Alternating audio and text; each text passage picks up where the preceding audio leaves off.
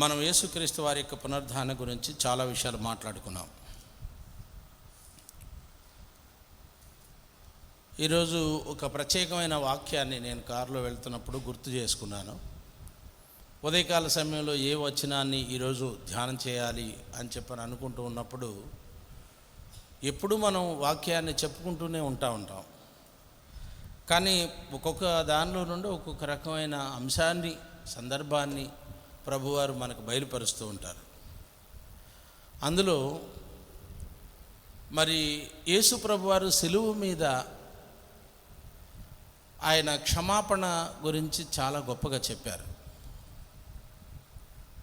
అన్నిట్లో ఆయన గొప్పవారే, కానీ సిలువలో పలికిన క్షమాపణకు పునరుద్ధానుడైన తర్వాత చెప్పిన క్షమాపణకు ఏమైనా తేడా ఉందా అని ఆలోచన. ఏమన్నారు? తండ్రి, వీరేమి చేయుచున్నారో వీరెరుగరు, వీరిని క్షమించమని సిలువలో యేసు ప్రభువారు పలికిన మాట చాలా గొప్ప మాట కదా. ఎంత గొప్ప మాట అంటే ప్రపంచం అంతా కూడా ఆ మాటని చాలా గొప్పగా చెప్పుకోవటం అనేటువంటిది మనం చూస్తున్నాం. యేసు ప్రభువారు చెప్పినటువంటి అంశాల్లో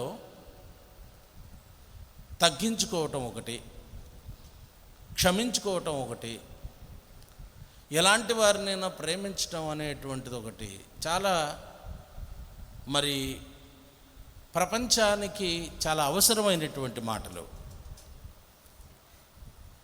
ఇవి. ఆయన బోధనలో మనం చూస్తాం, ఆయన క్రియలలో మనం చూస్తాం, ఆయన ప్రవర్తనలో మనం చూస్తాం.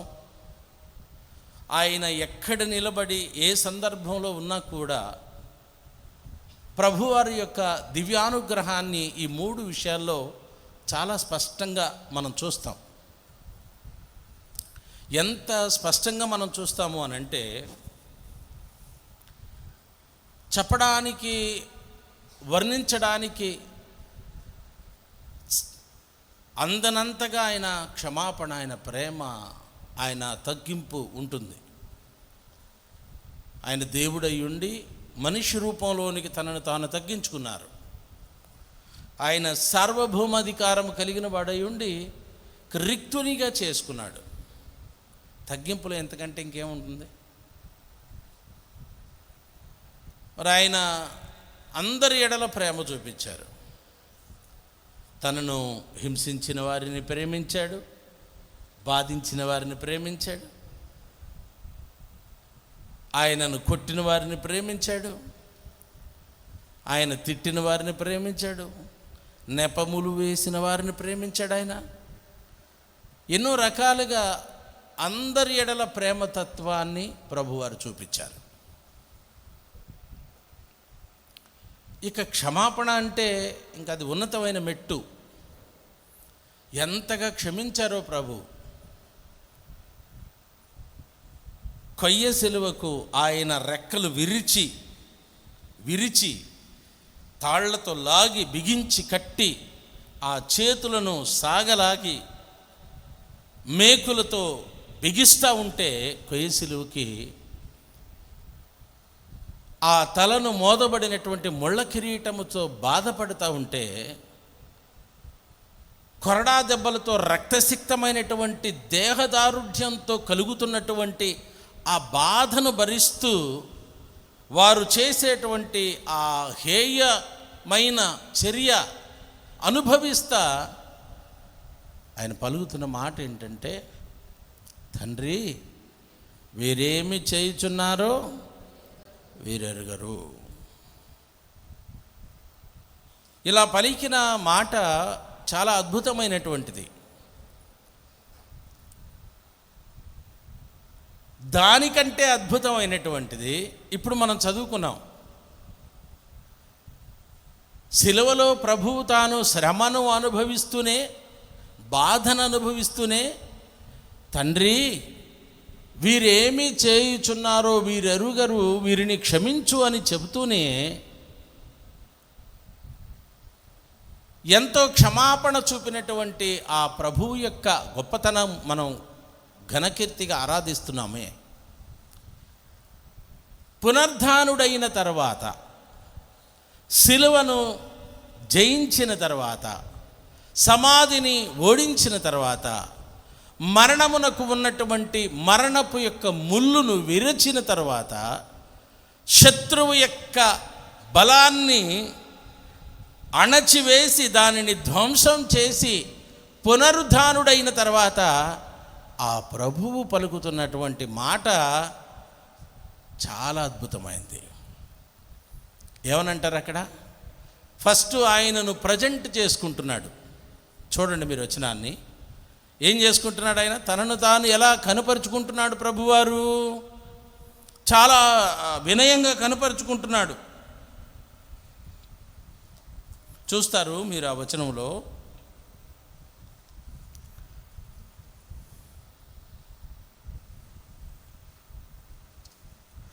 ఆయన అలాగు చెప్పి వారికి తన చేతులను ప్రక్కను చూపగా శిష్యులు ప్రభువును చూచి సంతోషించిరి. ఎవరిని చూసి? ప్రభువారి యొక్క పునరుద్ధానుడైనటువంటి ప్రభువారి యొక్క ఆ మహిమ దేహమును వారు చూసి సంతోషించినారట. ఆ తర్వాత ఏమని చెప్పబడింది? అప్పుడు యేసు, మీకు సమాధానము కలుగునుగాక, తండ్రి నన్ను పంపిన ప్రకారము నేనును మిమ్మును పంపుచున్నానని వారితో చెప్పి, ఆయన వారికి ఈ మాట చెప్పి వారి మీద ఊది పరిశుద్ధాత్మను పొందుడి. ఏమన్నాడు? పరిశుద్ధాత్మను పొందుడి. ఆ తర్వాత వెంటనే ఇంకొక మాట ఉంది, పరిశుద్ధాత్మను పొందుడి. తర్వాత కంటిన్యూగా చదవండి. అది మీరు ఎవని పాపములు క్షమింతురో అవి వారికి క్షమించబడును. ఎవని పాపములు మీరు నిలిచి ఉండనిత్తురో అవి నిలిచి ఉండునని వారితో చెప్పాను. ప్రభు పునరుద్ధానుడైన తర్వాత ఇచ్చినటువంటి ఒక గొప్ప అభయం. మీరు ఎవరి పాపములైతే క్షమిస్తారో వారి పాపములు క్షమించబడతాయి. ఈ మాటకును సిలువలో పలికిన మాటకి ఏమైనా తేడా ఉందా? సిలువలో ఉన్నప్పుడు ఏమన్నారు? తండ్రి వీరేమి చేయుచున్నారో వీరెరుగరు, వీరిని క్షమించండి అని అన్నారు.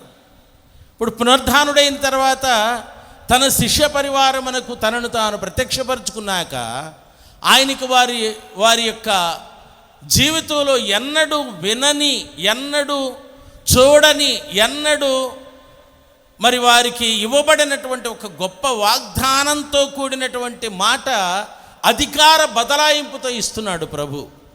ఏమిటది? మీరు ఎవరి పాపములు క్షమిస్తారో అవి వారికి ఏమైపోతాయి? అది అంతే, క్షమించబడతాయి. ఇది పునరుద్ధానమైన తర్వాత కలిగినటువంటి లాభములలో మరి రెండవ లాభంగా అని చెప్పుకోవచ్చు. కానీ చాలా ప్రామాణికమైనటువంటిది. ఆయన ప్రత్యక్షుడై వారికి చూడగానే సమాధానం అని పలికి వారికి ఏమిచ్చారు? మొట్టమొదటిగా పరిశుద్ధాత్మను అనుగ్రహించేశాడు. అంతే. వారి మీద ఊది పరిశుద్ధాత్మను పొందుడి.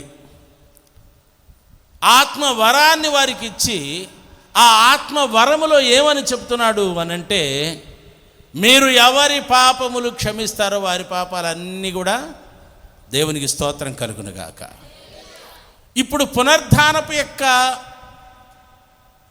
శక్తి ద్వారా ప్రపంచంలో ఉన్నటువంటి భక్తులైనటువంటి తన వారికి ఇవ్వబడినటువంటి గొప్ప అధికారం ఏమిటి అనంటే, పాపములు క్షమించేటువంటి అధికారం. ఏ అధికారం? ఏం క్షమించే అధికారం? ఇప్పుడు పరిశుద్ధులకి ఏ అధికారం ఉంది?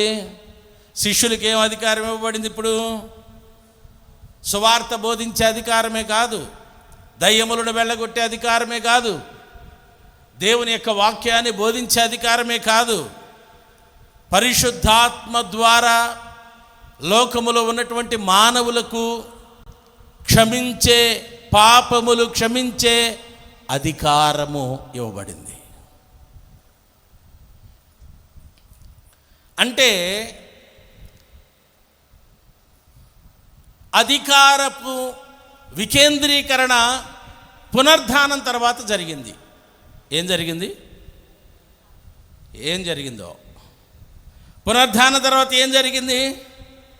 అధికారం బదలాయింపు జరిగింది. ఆయన పొందిన అధికారాన్ని ఆయనను విశ్వసించిన వారికి ఇచ్చాడు. ఆయన పునరుద్ధాన బలం కలిగిన వారికి ఇచ్చాడు. ఆయన పునరుద్ధానం చెందిన తర్వాత పరిశుద్ధాత్మ వరాన్ని వారి మీద అనుగ్రహించాడు. దాని తర్వాత క్షమించేటువంటి శక్తిని, అధికారాన్ని ఇచ్చేస్తున్నాడు. మీరు గుర్తుపెట్టుకోవాలి. అంటే యోహాను సువార్తలో వ్రాయబడినటువంటి ప్రామాణికమును బట్టి మొట్టమొదటిగా పునరుద్ధానం తర్వాత ఒక నాయకునిగా తన బిడ్డలు ఉన్నప్పుడు వారికి ఇవ్వబడినటువంటి అధికార బదలాయింపు ఏమిటి అనంటే క్షమించేటువంటి అధికారము. మీరు గుర్తుపెట్టుకోవాలి, మనకు దయ్యములను వెళ్ళగొట్టే అధికారం ఉంటుంది కదా, రోగులను బాగుపరిచే అధికారం ఉంటుంది. నవ్వకండి, వినండి వాక్యాన్ని. నేను నీకు కాదు కదా చెప్పాను.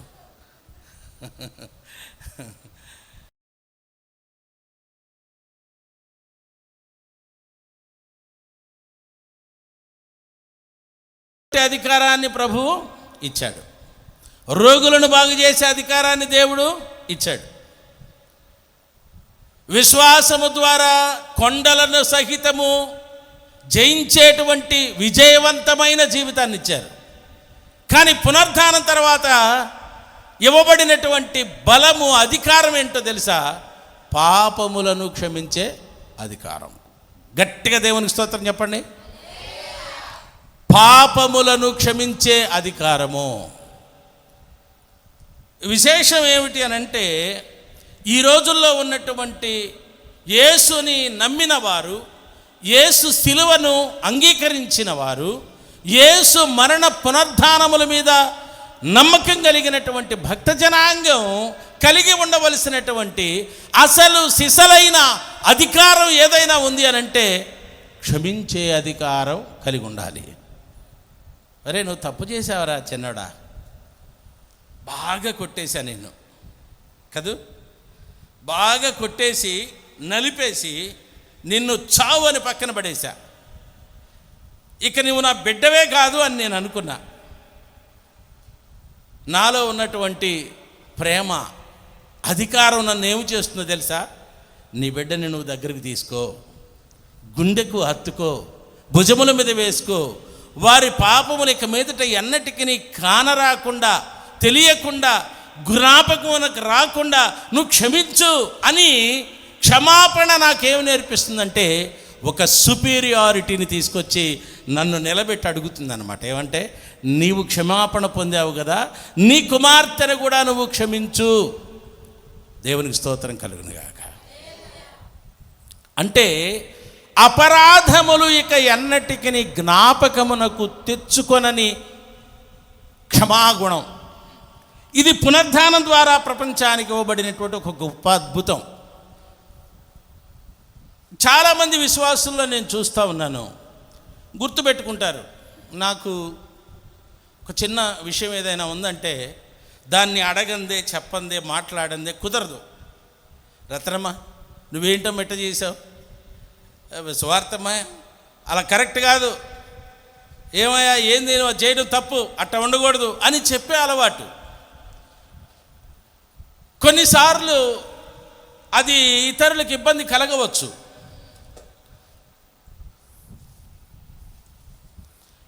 కానీ జ్ఞాపకం పెట్టుకొని, గుర్తు పెట్టుకొని, ఒక విషయం మీద మనం పదే పదే మాట్లాడడం అనేటువంటిది పునరుద్ధాన లక్షణము కాదు.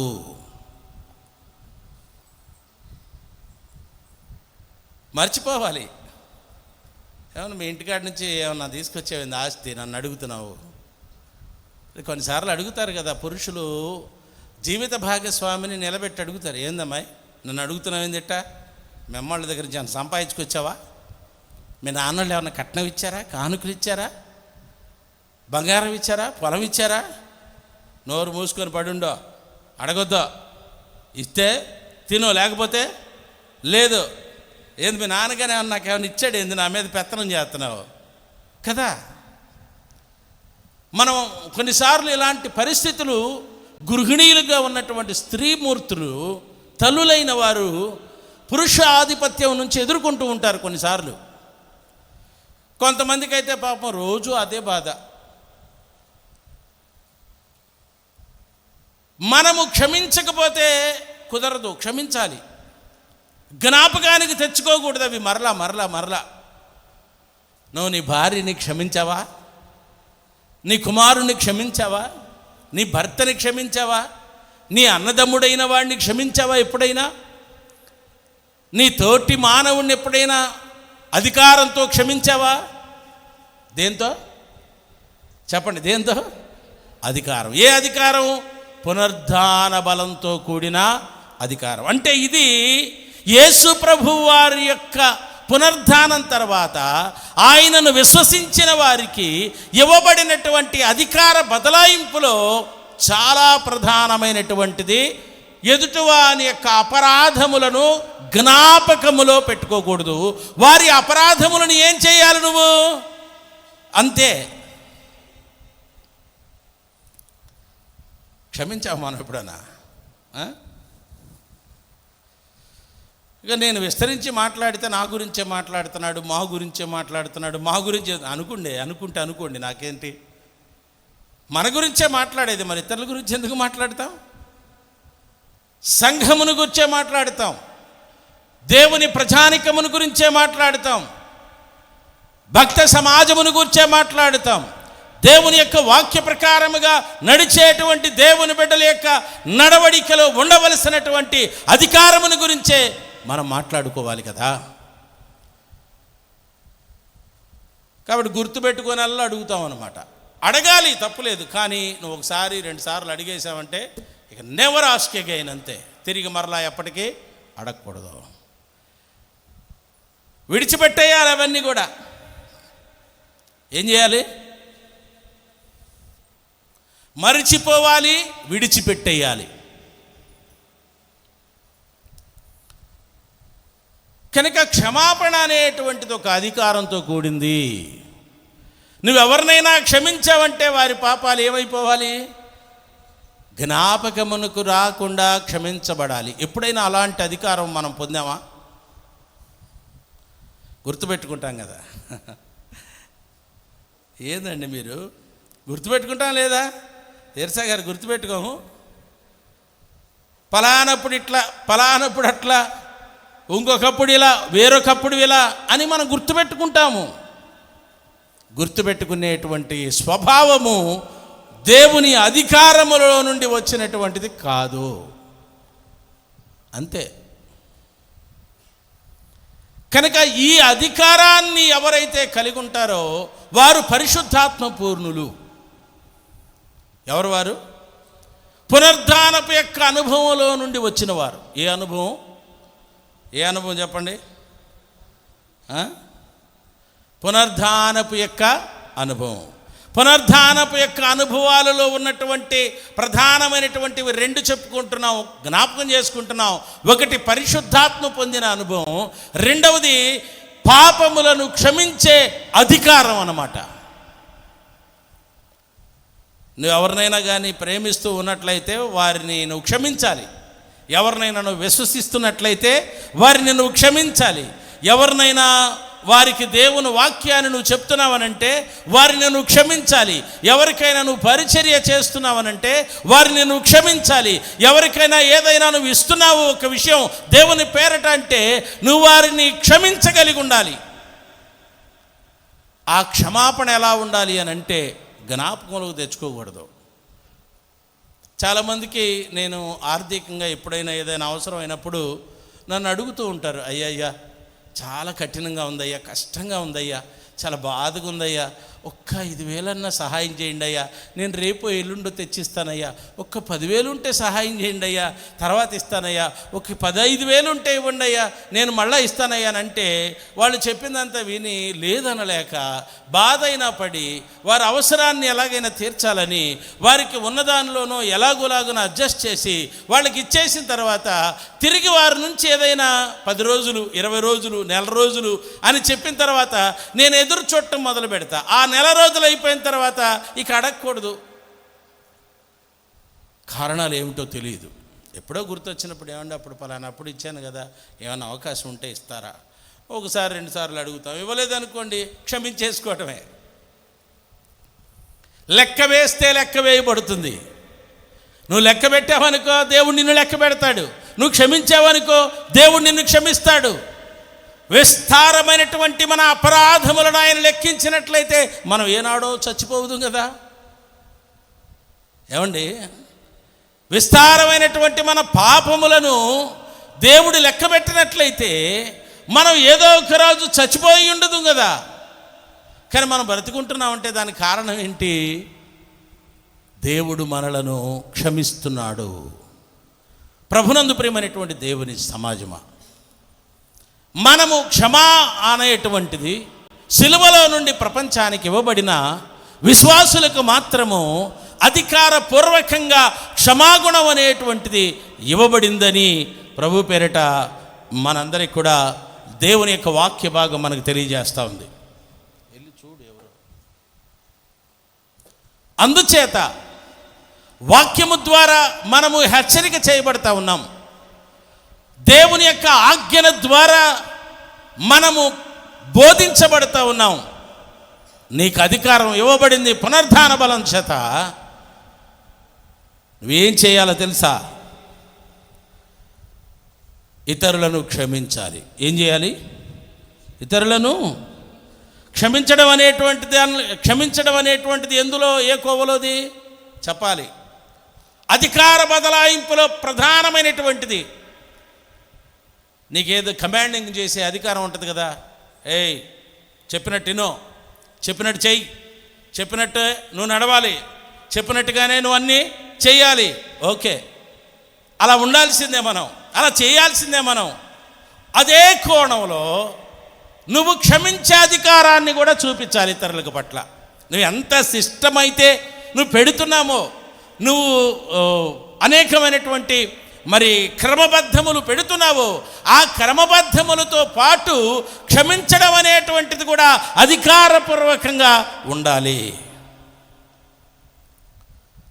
క్షమించుకోకపోతే చచ్చిపోతాం కదా, అవునా కదా? చాలా ఉపమానాలు ఉన్నాయి క్షమాగుణముని గురించి. కానీ పునరుద్ధానం తర్వాత వచ్చినటువంటి క్షమాగుణం ఏంటంటే, ఒక్కసారి నువ్వు క్షమించినట్లయితే తిరిగి మరలా ఆ పాపములను గుర్తు చేసుకొనరాదు. అది పునరుద్ధానం తర్వాత మనకు అధికారపూర్వకంగా ఇవ్వబడిన క్షమాగుణం అది. ఏమ్మా, వింటున్నావా? ఇప్పుడు అర్థమైంది నీకు? అర్థమైందా లేదా అని అంటే నువ్వు కాలుపుతుంటే నాకు అర్థం కాల, నొప్పి వచ్చిందా కాలు? ఇప్పుడు అర్థం చేసుకోవాలి వాక్యాన్ని. అంతకు పూర్వం ఉన్నటువంటి క్షమాపణకి పునరుద్ధానం అయిన తర్వాత క్షమాపణకి వ్యత్యాసం ఉంది. ఏమిటా వ్యత్యాసం అని అంటే, అంతకుముందు క్షమించిన అనుభవాలు మనకు నేర్పించాడు ప్రభు. తప్పిపోయిన కుమారుడు ఇంటికి వచ్చినప్పుడు, ఈ నా కుమారుడు తిరిగి నా ఇంటికి వచ్చాడు కాబట్టి వీడిని నేను క్షమిస్తున్నానని తండ్రి క్షమించేశాడు. వ్యభిచారమందు పట్టబడినటువంటి స్త్రీని రాళ్లతో కట్టబడతా ఉంటే, ఈవిడేం తప్పు చేసిందని మీరు కొడుతున్నారు, ఒకనే కొడుతున్నారు, మీ తీర్పు సరి అయింది కాదు అని ఆమెను క్షమించేశాడు. మరి పక్షవాయువు కలిగిన వాడిని యేసు ప్రభు వారు క్షమించేశాడు. దయ్యములు పట్టిన వాడిని వీడు ఊరికనే ఇలా జరిగింది కాబట్టి వీడిని క్షమించేశాడు. మరి గుడ్డివాడిని, పుట్టుక గుడ్డివాడిని వీడు చేశాడా, వీడి తల్లిదండ్రులు చేశాడా బోధకుడా ఈ అపరాధం? వీడు గుడ్డివాడిగా పుట్టాడంటే దేవుని మహిమ కొరకే వీడు పుట్టాడు కాబట్టి వీడిని క్షమించేద్దామని చెప్పని ఇలాగా క్షమాగుణంలో అనేకమైనటువంటి మరి పాఠాలని ప్రభువారు మనకు నేర్పించాడు. కానీ ఇప్పుడు ఇచ్చినటువంటి అధికార బదలాయింపు, పాపములను క్షమించే అధికారం పునర్ధానుడైన తర్వాతే ప్రపంచంలో ఉన్నటువంటి భక్త సమాజమునకు అధికారపూర్వకంగా ఇవ్వబడింది. దేవునికి స్తోత్రం చెప్పండి గట్టిగా. అంతకు పూర్వం పాపములు క్షమించే అధికారం ఇవ్వబడలేదు.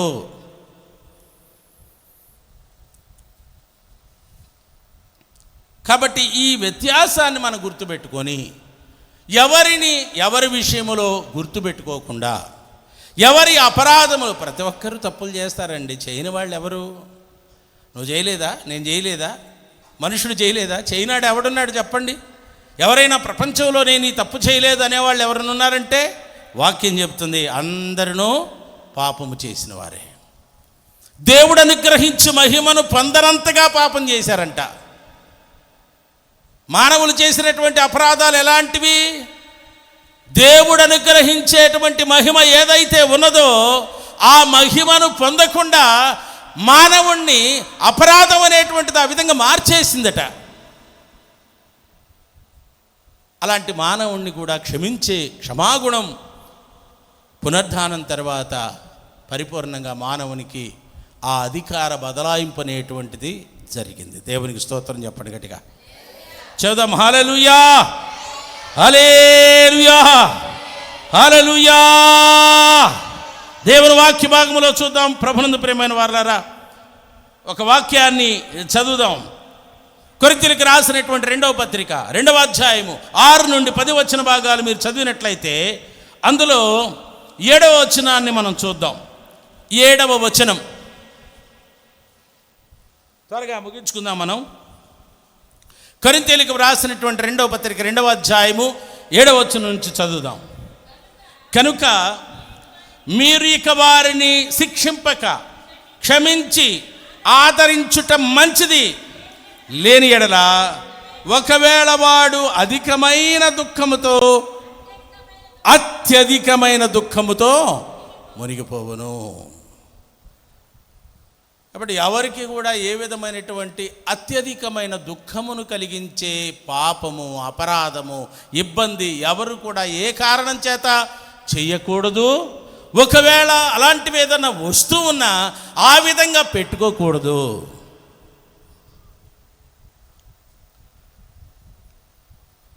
కనుకనే వారిని శిక్షించకూడదు, క్షమించాలి.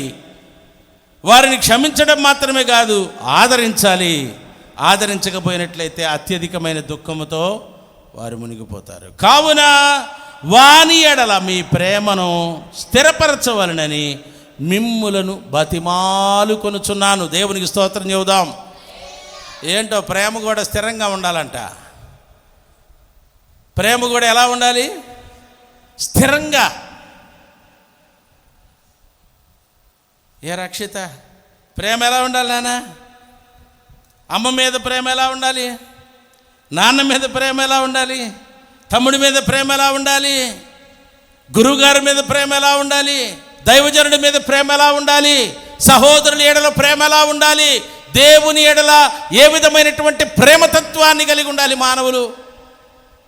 కనుక అది స్థిరంగా ఉండాలి. తగ్గిపోకూడదు, వణికిపోకూడదు. ఏమవ్వకూడదు చెప్పండి? ఏమవ్వకూడదు? నిద్ర వస్తుందా ఏంటి? తగ్గిపోకూడదు,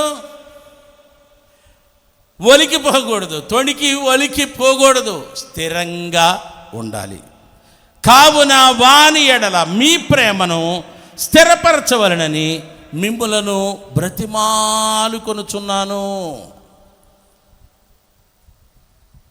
అధికారమే ఉంది కానీ అధికారంలో ఏముండాలి? స్థిరమైన ప్రేమ ఉండాలి, బ్రతిమల ఆట ఉండాలి. బ్రతిమలాడితే మా నాయనే, మా అమ్మే, మా అబ్బాయే కొంచెం ఒక్క ముద్ద తిన్నాను నాన్న కదా, గారవింపుతో పెడతాం కదా చిన్నపిల్లలకి భోజనం. వాడు తినాలని, బలవంతుడవ్వాలని, జ్ఞానం కలిగిన వాడు కావాలని ఎన్నెన్నో చెబుతాం. ప్రేమ ఒక్కసారి తప్పింది, పోరా నీ మూతి గడిగి, ముక్కు గడిగి, ముడ్డి గడిగి, నీకు అన్నీ గడిగి నిన్ను పెంచి పెద్దవాడిని చేయాలంటారు. ఇసిరా ఒకడ పడేశారనుకో తల్లిదండ్రులు, వాడి కర్మ ఏమైపోతుంది ఒకసారి ఆలోచించండి. ఏం సంతోష్ బాబు వింటున్నావా? ఇవాళ నువ్వు అంత గొప్పకున్నావంటే మిమ్మల్ని కూర్చోబెట్టి అడగటం కాదు, మీ నాన్నని కూర్చోబెట్టి అడగటం కాదు, మీ నాన్నని అమ్మని పోషించగలిగిన గొప్ప జ్ఞానం ఇవ్వమని ఎవరిని అడగాలి? దేవునికి స్తోత్రం చెప్పండి గట్టిగా. ఎవరి ఎడల కూడా మనం తొందరపడకూడదు. తల్లిదండ్రుల ఎడల ముఖ్యంగా బిడ్డలు ఎప్పుడు కూడా తొణికిపోకూడదు. వారి ఎడల ప్రేమ అలాగే నిలబెట్టుకోవాలి. ఎంత పరిస్థితుల్లో ఉన్నా, ఎంత స్థితిగతుల్లో ఉన్నా, ఎలాంటి దయనీయమైన పరిస్థితుల్లో ఉన్నా, వారు నలవలేని వాడైనా, లేవలేని వాళ్ళైనా, మాట్లాడని వాళ్ళైనా శుభ్రపరచడానికి, శుచి చేయడానికి, మూతి తుడవడానికి, వారికి స్నానమాచరించడానికి, వారికి అన్నపానములు, భోజ్య పదార్థములు, విశ్రాంతి కల్పించడానికి ప్రేమ ఎలా ఉండాలి అని అంటే స్థిరంగా వారి పట్ల ఉండాలి. స్తోత్రం చెప్పండి గట్టిగా.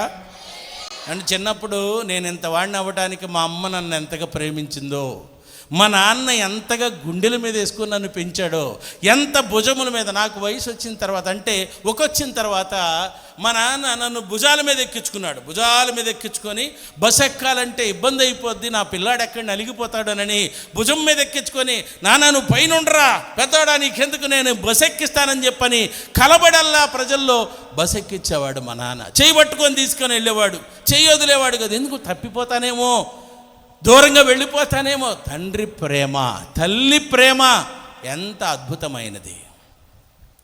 మరి తండ్రి ప్రేమ ఎంత అద్భుతంగా ఉంటే, పరలోకమందున్నటువంటి తండ్రి ప్రేమ ఇంకెంత అద్భుతమైనది, ఎంత అమృతమైనది, ఎంత ఆశ్చర్యమైనది. దేవునికి స్తోత్రం కలుగునుగాక. ఇప్పుడు ఒక పెద్ద ఆయన వచ్చాడు, మీ వెనకాల చూడండి, పంచికట్టు కట్టుకొని మోటుగా ఉన్నాడు. ఆయన మా సొంత బాబాయ్, మా పెదనాన్నగారు కొడుకు. ఆయన వారి తల్లిగారిని ఎలా చూశాడో తెలుసా? చిన్న బిడ్డను కానీ, ఒళ్ళో ఉన్న బిడ్డను కానీ చూసినట్టు చూశాడు. ఆయనే స్నానం చేయించేవాడు, ఆయనే మూతి తుడిచేవాడు, ఆయనే అన్నం గట్టు పెట్టుకొని ఉదయం పూట, సాయంత్రం పూట, మధ్యాహ్నం వెళ్ళి 2 పూటల స్నానం చేసి ఆమె పక్కంతా శుభ్రం చేసి ఆ ఒళ్ళంతా తుడిచి, ఇలాంటి వేసవికాలం వస్తే ఆమెకి గాలి ఆరటానికి చుట్టూ తడికలు తీసేసి గాలి తగిలేటట్టు పెట్టి ఇళ్ళు ఇసురుతా, అమ్మా బాగున్నావా, అమ్మా తినవే, అన్నం తిను, అన్నం తెచ్చా, మజ్జిగ అన్నం తెచ్చా, నీకు స్నానం చేస్తలే అని చెప్పి వేడి నీళ్ళు తెచ్చా, చన్నీళ్ళు తెచ్చా అని చెప్పేవాడు. నేను ఇల్లు కడుతూ ఉన్నప్పుడు ఆడ కూర్చొని చూసేవాడిని. బాబాయ్ నువ్వు ఎంత కష్టపడుతున్నావు ఏంటంటే, ఏం చేద్దాం రా చిన్న, అమ్మ కదంటరా చూడాలి, అమ్మని చూడకపోతే ఎట్టగా బాయ్, అమ్మని చూడాలి. ఈ మాట అంటే నాకు ఎంత బాధ, ఎంత భయం వేసిందో, ఎంత గౌరవం వచ్చిందో.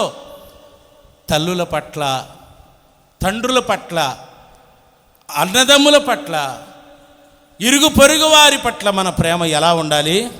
వాక్యంలో ఉన్న దాని ప్రకారంగా ఎలా ఉండాలి? వాని ఎడల మీ ప్రేమను స్థిరపరచవలనని మిమ్మును బతిమాలు కొనుచున్నాను. దేవునికి స్తోత్రం కలుగునుగాక.